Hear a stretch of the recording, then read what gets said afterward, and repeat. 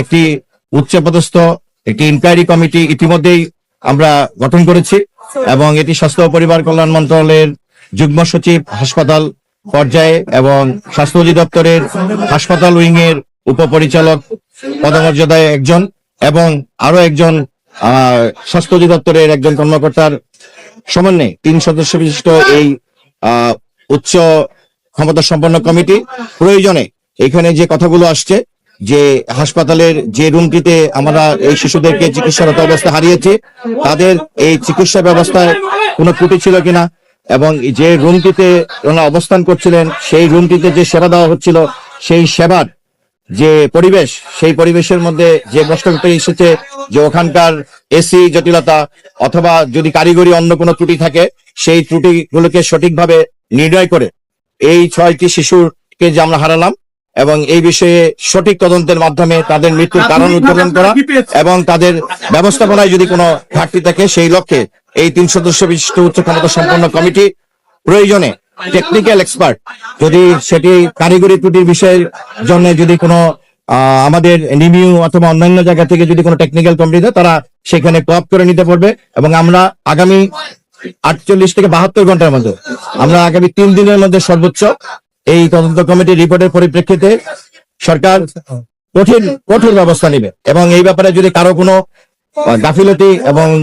সেটা সেবার ক্ষেত্রে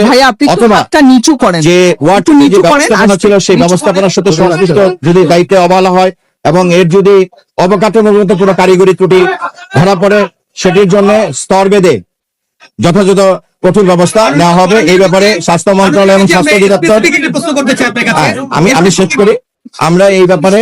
আগামী 3 দিনের মধ্যে রিপোর্টের পরিপ্রেক্ষিতে যথাযথ ব্যবস্থা নিব এবং এই ব্যাপারে আইন শৃঙ্খলা রক্ষাকারী বাহিনী সহ সংশ্লিষ্ট সকলের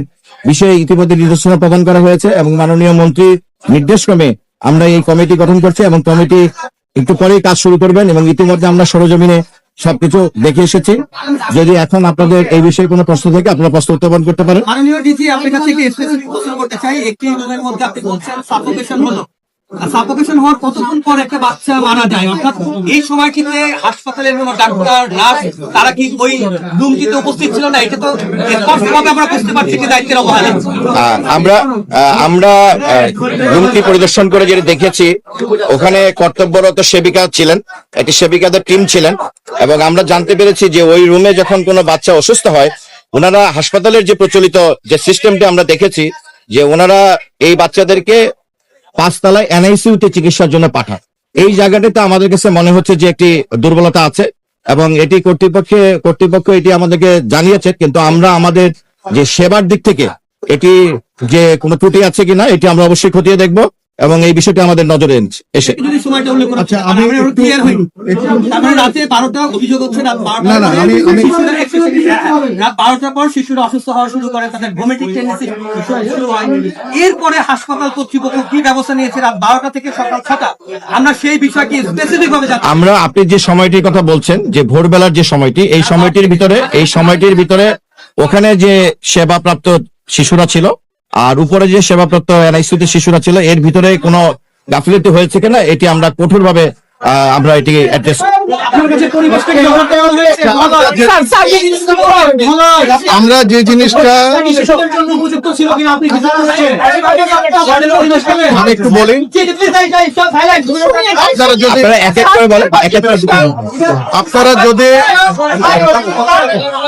আপনারা যদি দয়া করে একটু শোনেন স্যার আপনারা যদি একটু চুপ করেন আমরা যে ঘটনাটা জানতে পারছি সেটা হলো যে প্রথম রাত 2টার সময় বাচ্চার কোন একজন গার্জিয়ান বাচ্চাদের ঠান্ডা লাগছে বলে এসি অফ করতে বলা হয় এসিটা 1 ঘন্টা অফ ছিল তাহলে হলো 3টা 4টার সময় প্রথম বাচ্চাটা অসুস্থ হয় একটা বাচ্চা কান্নাকাটি করে অসুস্থ হয় তখন নার্স ওই বাচ্চাটাকে এনআইসিইউতে নিয়ে যাওয়ার 15-20 মিনিট বা আধা ঘন্টা পর বাচ্চাটা আবার ইমপ্রুভ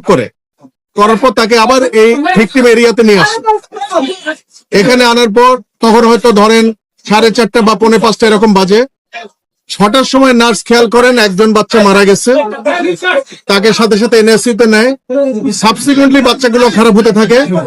পরবর্তীতে সব বাচ্চাগুলোকে এনআইসিউতে নেওয়া হয় এবং দুঃখজনকভাবে এনআইসিউতে তাদের মৃত্যু হয় 6টা বাচ্চা। এখন স্বাভাবিকভাবে এখানে আইন, আমি একটু বলি, এখানে আইন প্রয়োগকারী সংস্থার লোকজন আছে, বিভিন্ন ল এনফোর্সিং এজেন্সির মানুষজন আছে, আমাদের ডিজি হেলথের আমরা কর্মকর্তারা আছি, আমাদের স্বাস্থ্য মন্ত্রণালয়ের মাননীয় সচিব মহোদয় আছেন। তো তদন্ত যেটা এখনই আমরা তদন্ত করে সবকিছু তো আমরা বলতে পারবো না। আমরা যেটুকু বলতে পারি সেটা হলো যে 6 জন বাচ্চার সাডেন মৃত্যু, এটা চিকিৎসাজনিত কোনো জটিলতায় আমাদের মনে হয় না। মানে পরপর 6 জন বাচ্চা একই সাথে মারা যাবে, এখানে কোনো একটা টেকনিক্যাল ফল্টের কারণে এই ঘটনাটা ঘটছে বলে আমরা মনে করি, এবং এটার জন্য ডাক্তার হওয়ারও দরকার নাই। এটা খুব সাধারণ একটা কমন সেন্স কাজ করবে যে 1 ঘন্টা বা 2 ঘন্টার মধ্যে 6টা বাচ্চা হঠাৎ করে কেন মারা গেল। সুতরাং এটা তদন্ত করার জন্য, এবং আপনারা শুনে আশ্বস্ত হবেন এখানে অলরেডি সিআইডির টেকনিক্যাল এক্সপার্ট যারা এসি এবং অন্যান্য ইলেকট্রিক ইকুইপমেন্টস এর ম্যানেজমেন্ট ব্যাপারে যারা এক্সপার্ট, তারা ওই রুমটা বন্ধ করে তারা কিন্তু তাদের মতো তদন্ত করছেন। এই তদন্ত রিপোর্টটা আমাদের কাছে ডেফিনেটলি আসবে, সেই অনুযায়ী আমরা একটা সিদ্ধান্তে আসতে পারবো। আর বাচ্চাদের মৃত্যুর কারণগুলো খতিয়ে দেখার জন্য যে সময়টা, এই সময়টা কিন্তু আমরা এখনো পাই নাই। আমরা কিন্তু এটা নিয়ে আমরা already we are in active, আমরা অ্যাক্টিভ তদন্তে আছি। আমরা এটা শেষ করলে তখন আমরা আপনাদেরকে জানাতে পারবো যে সত্যিকারের বাচ্চার মৃত্যুর কারণগুলো কি। তবে ডেফিনেটিভ, যেমন এখন মেজেলসের একটা ক্রাইসিস চলতেছে,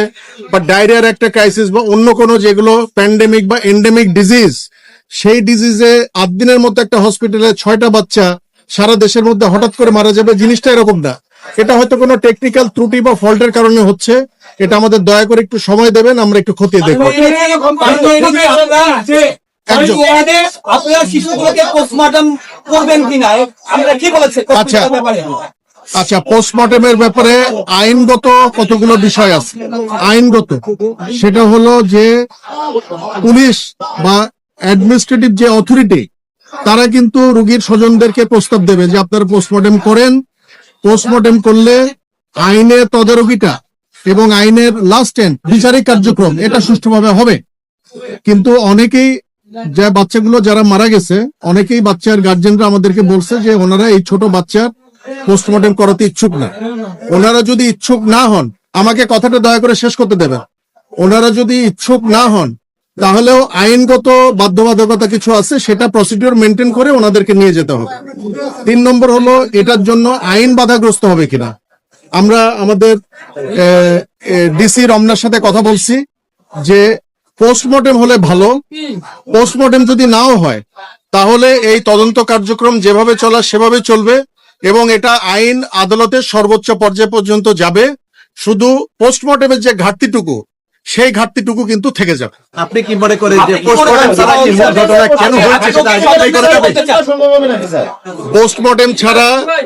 পোস্টমর্টেম ছাড়া মূল ঘটনা আইডেন্টিফিকেশন করা ডিফিকাল্ট। কিন্তু তখন আইন আদালত যে কাজটা করবে সেটা হলো সার্কামস্টেন্সিয়াল এভিডেন্সের উপর ভিত্তি করেই এই আইনের গতি পথ নির্ধারণ হবে।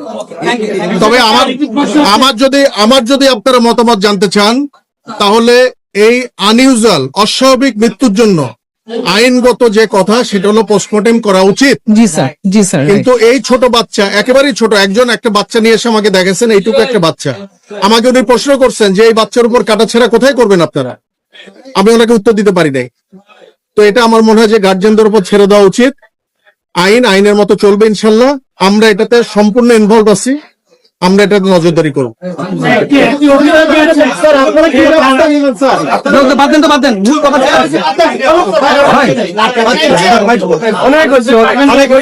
ভাইয়া এই যে লম্বা